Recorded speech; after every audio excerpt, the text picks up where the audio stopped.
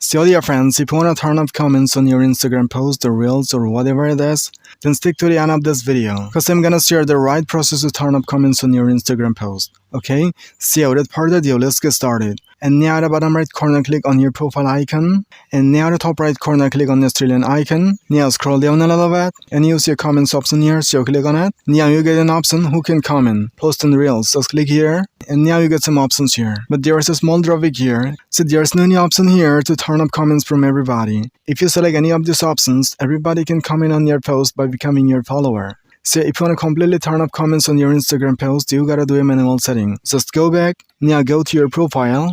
Now open the post or reel or whatever it is where you want to turn off the comments. For example, this one. So this is a reel. Just click on the three dot icon at the top right corner of this post or reel, like this.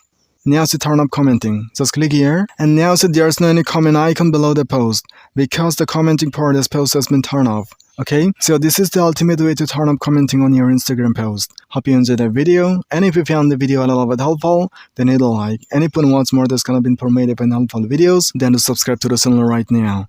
So see you soon in the next video with another helpful content like this. Till then, thank you, bye bye.